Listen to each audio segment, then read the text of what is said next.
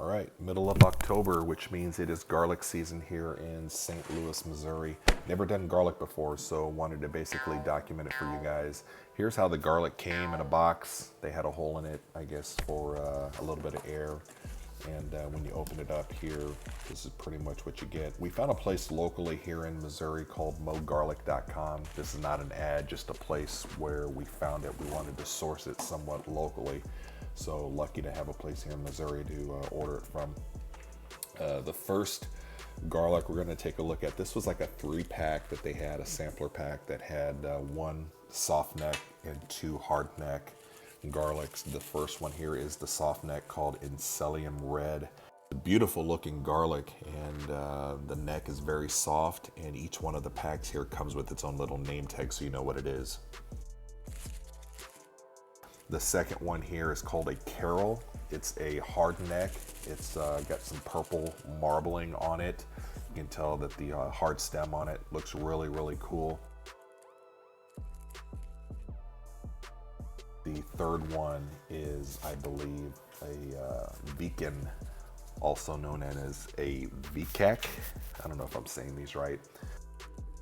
The owners from mogarlic.com are from the Czech Republic, so a lot of the varieties that they offer are from the Czech area, which is kind of cool to get something a little bit different than what's offered around here. The 3 garlic, they're all very distinct. The Inchelium Red here is a national taste test winner. Karel has this beautiful purple marbling and is considered very hot.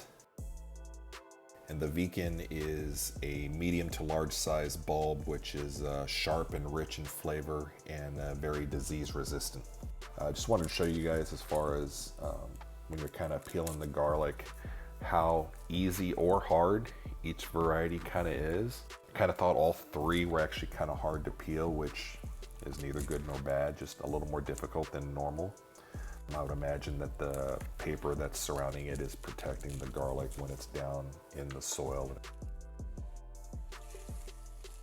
A couple of the bigger differences between the hard and soft neck garlic. The soft neck tends to store a lot better and longer.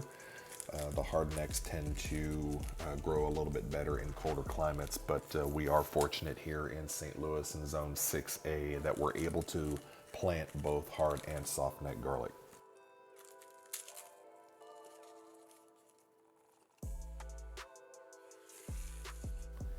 Now, I read in a few places to where you can use store-bought garlic to plant your garlic seed out in your garden bed. Sometimes they are sprayed with a growth inhibitor, so I know a lot of people say to stay away from those. A lot of the garlic is brought over from China and it's really old, so your best bet is to basically find a reputable company and get your own seed garlic. The garlic bed that we prepared over the last month was from summer. We got it all cleared out. You can see me pointing with a metal pole there. We've been using quite a bit of our homemade compost. Topped it off, about 5-6 inches of compost in the bed to get it all ready to go. You want to make sure when you're ready to get the bulbs into the soil that you put the right end into the hole. So the pointy end of the bulb, you want that to face up. The flatter bulb end, you want that to go into the soil. So when you go in, put it down 5 inches or so, 5 or 6 inches, a little bit deeper than what you see there on the video. And then we planted them 3 to 4 inches apart. You can kind of play around with that spacing depending on the growing area that you guys have.